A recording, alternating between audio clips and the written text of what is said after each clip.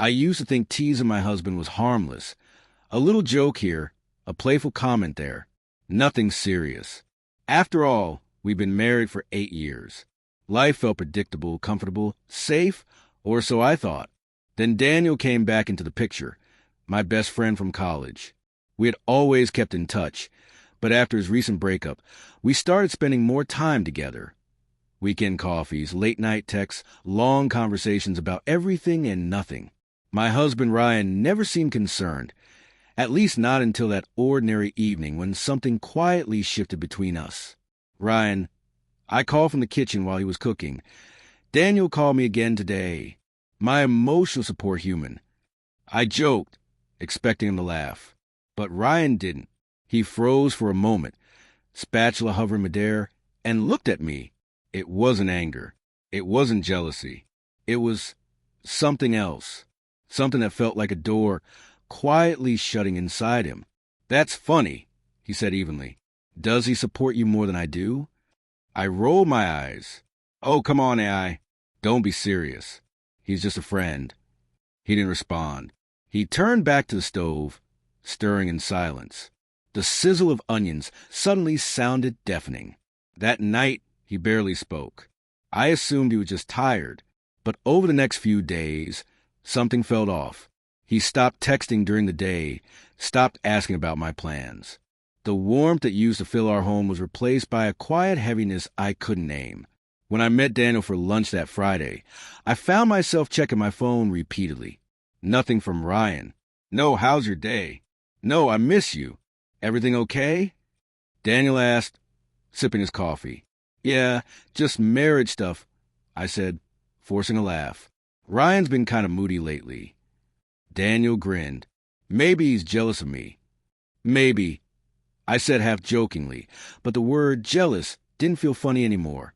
That evening, Ryan sat on the couch, staring at his laptop. Hey, I said, dropping my bag. Hey, he replied without looking up. I waited for him to ask about lunch. He didn't. Finally, I said, You know, Daniel thinks you might be jealous of our friendship. He looked up then. But it wasn't anger I saw, it was disappointment. Do you enjoy saying things you know will hurt me? He asked quietly. Ryan, it was a joke, I whispered. He shook his head slowly. You keep saying that, but it doesn't feel like one anymore. For the first time, I saw how tired he really was. His eyes avoided mine. The space between us on the couch felt impossibly wide. Just a few inches, yet it might as well have been miles. Over the next week, the distance only grew. Silence became a wall neither of us could cross. He started going to the gym after work, something he'd never done before. Came home late, showered, ate, went straight to bed. No arguments. No warmth. Just emptiness. One night, curiosity and fear got the better of me. While he showered, I glanced at his phone on the nightstand. I hated myself for it, but a small voice whispered, You deserve to know if he's seeing someone else. There were no suspicious messages. Only one open note, marked with an asterisk. Sometimes silence speaks louder than anything you could say. My stomach twisted. Was it meant for me? That night, I couldn't sleep. My mind replayed every harmless joke, every teasing remark about Daniel. Every time I brushed off Ryan's unease. For the first time, I saw how cruel it might have sounded. The next morning, I approached him. Ryan, can we talk about what's been going on? He didn't glance up from his coffee. There's nothing to talk about, he said. Yes, there is, I insisted. I think I pushed you away, and I never meant to. He let out a humorless laugh. You didn't push me away, Claire. You just made me realize how easily you can make me feel small. My throat tightened. That's not true, I whispered. Isn't it? He asked softly. You talk about another man like he understands you in ways I never could.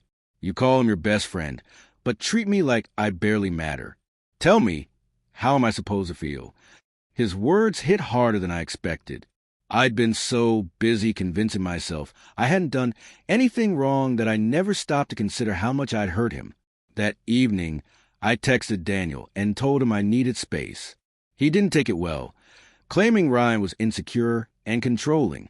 But for the first time, I didn't argue or joke my way out. I simply said, "This isn't about him. It's about me realizing what I've done." When Ryan came home, I was waiting. No makeup, no excuses, just me. I told him I'd asked Daniel for distance. "I think I crossed a line," I said quietly. "I finally understand. You weren't jealous. You were hurt. And I made it easy for you to feel that way." He didn't respond at first, then sighed. "You know what hurt the most?" I shook my head. "It wasn't hearing you talk about him," he said. "It was realizing you didn't care how it made me feel." Silence hung heavy but honest. Slowly, he reached for my hand, not in forgiveness, but in weary acceptance. "I just need honesty from you, Claire. No jokes, no comparisons." Tears stung my eyes. "You'll have it. I promise." We didn't fix everything that night. Some wounds don't heal in one conversation. But as he held my hand, I finally understood something I'd never really grasped before. Love isn't just laughter or comfort. It's protecting each other's hearts, even in the smallest moments. And for the first time in months, I stopped hiding behind a smile.